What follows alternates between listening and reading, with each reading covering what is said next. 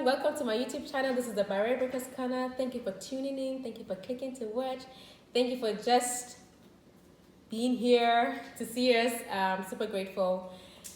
Today, I'm joined with Dr. Donkor-Owusu, and we're going to talk about breaking barriers, how she's broken her own barrier.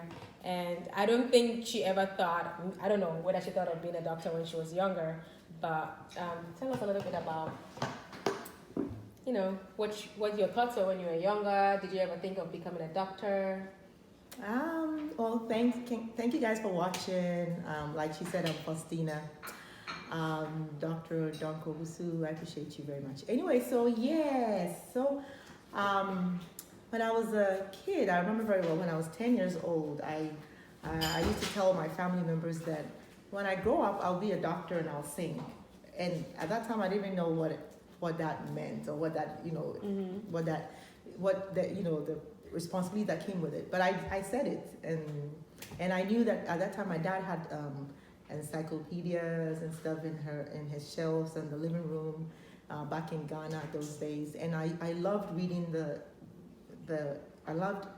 reading or looking at the anatomy pictures of human bodies, and I enjoyed those things. So I knew that, and I knew that I was going to do science for sure. And even at 10, 11, 12, 13, I knew that science was what I was going to do. Mm-hmm. Oh my gosh, I can't work in a hospital or anything because I don't even like to see blood or see any body or anything. But how do you go through that process, even in working in a hospital and things like that? I think it's just it's a passion, and it's something that when God has put that desire in you have that capacity to be able to tolerate it. Everybody's different. Mm-hmm. Some people can't tolerate it, and for me, it wasn't a problem. So then I actually love science. I love biology in particular, and I knew very young that I wanted to do medicine. So that's amazing. Mm-hmm. That's amazing. So how did you pave your own way, in terms of paying for school fees and all of that?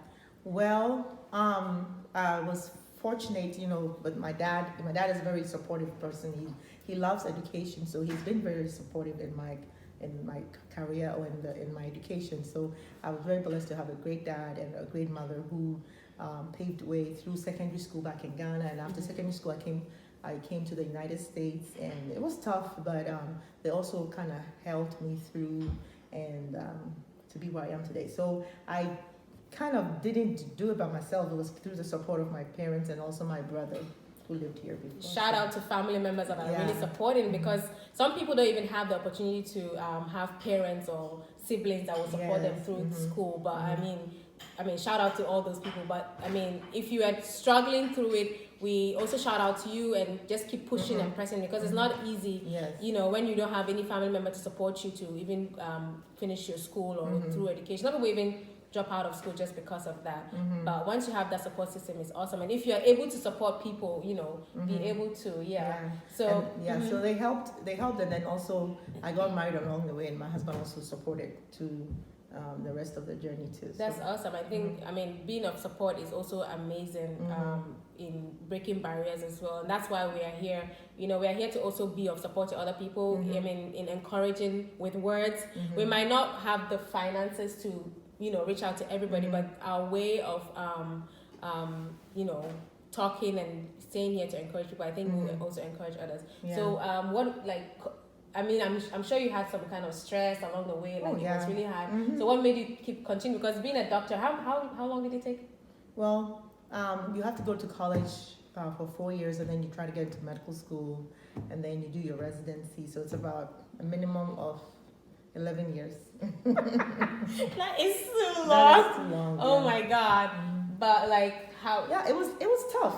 I mean, whether you have family supporting you or not, when you're in the United States, it's not easy to go to school. You still have to financially take care of yourself and all that stuff. So it's not easy, and it takes a lot of determination. And you also have to make good grades and study hard. And amidst all the stress, you have to make good grades. Trying to get into medical school is hard because you have to work really hard. You have to be very focused. You have to be very determined. And I think for me, I had a lot of challenges along the way, but I think for me, it was just this deep thing down in my heart. I knew that's what I wanted to do. Yeah. So nothing could stop me. That's me. And I think that's one of the things that if you're a younger person, you have to know what your passion is. That's true. And when you know that passion, then you have to, the next thing is to be determined and to be That's true. focused and say, this is what I want to do. Because I could have, it got to a point where even my own parents were like, why don't you just do something else? You can just do nursing. It's okay. You just have to have a profession, or you can do just pharmacy. And I said, well,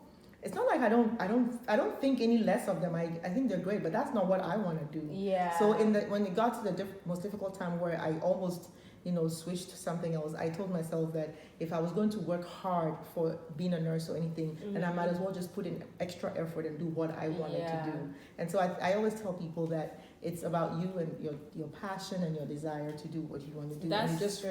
And then you remain focused and you work hard towards it. That's very true, because passion is very important. I remember when I moved here to United States, I've done finance all my life, and then for me to come here and someone tells me you should do nursing, is the fastest way of getting money and all of that. I'm like, I don't even like working in a hospital. That's not my passion. I could have easily started because I had my work permit and everything, but I had to wait like 6 months looking for a job and everything before I got a job in my field. So it's that passion and that focus that actually helps you to drive.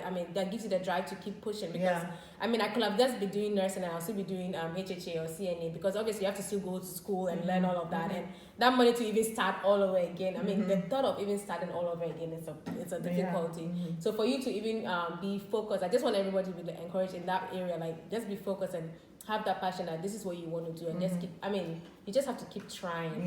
Yeah. So in your field right now, so what do you really do? I did internal medicine because I did 3 years of residency, so I did internal medicine, and I'm a hospitalist, which is I'm a hospital doctor. I don't have a clinic or anything. I just stay in the hospital when people come in with very critical illnesses. We are the ones that take care of them and help them to get better. So people that come in with acutely illnesses, like they can't breathe because they have pneumonia, or they have infections that are deadly or life-threatening. We're the ones that take care of them in that process.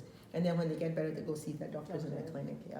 I just want to give a shout out to all health workers because you guys' work is not easy. Like 12-hour shifts.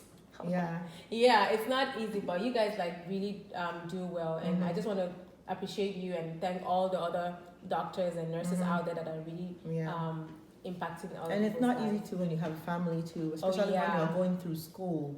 And you have family. It's really tough, but by God's grace, and like I said, determination and focus, but also a lot of prayer. A lot of prayer and a lot of seeking God, and God helped me a lot. So were you still in school when you had the kids? I had my first child before, and I had my daughter when I was in school. My second child, I had her in my 4th year of medical school. Yeah, that was tough. Yeah. I don't even want to talk about that because I've seen people go through that, and it's really difficult because the hours that you're doing, putting in schoolwork, and as a doctor, it's not just reading and you have to also practice that as well. Yeah, and I had with her, when I got pregnant with her, I had really bad pregnancy, and I had to be going around for rotations and getting up at 4 a.m. in the morning and going to do my rotations and coming back, and I had to take board exams, and so it wasn't easy at all. The journey, there's no journey that is easy in life. Anyway, so. What message would you like to give to people out there that are feeling like this world is coming to an end, or especially in this times that we are in with this COVID-19? What message you have for people that feel like it's hopeless? It's a hopeless world. They have nowhere to go. They don't know what to do, how to go about anything. What message do you have for them? Well, it depends. If you are not in Christ, I would recommend that you give your life to Jesus Christ. That's the most important thing.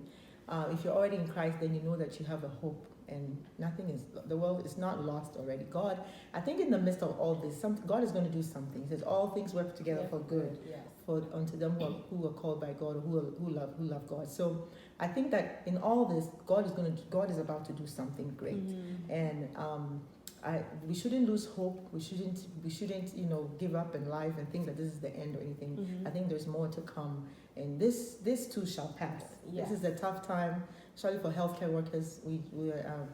but we know that God will see us through, and we just keep praying and keep pushing forward. Amen. Thank you. And I think the other message that I actually got from all of what we have been saying today is just keep the focus. If you have the passion, just focus on that and have that drive to just keep moving on. You will make it.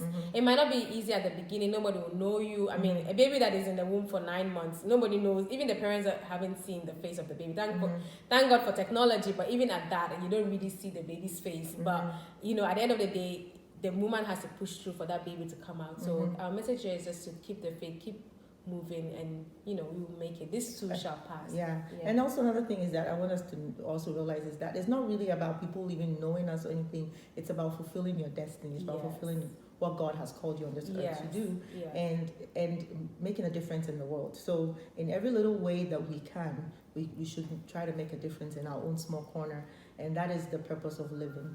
Yes. That's our purpose here at Barabrica's Corner. You can make a difference. We are trying to make our best. You too can. Get up and go. Thank you so much for watching. Thank you so much, Auntie, for being on the Barabrica's Corner page. We appreciate you. We love you. Take care. Bye. Bye.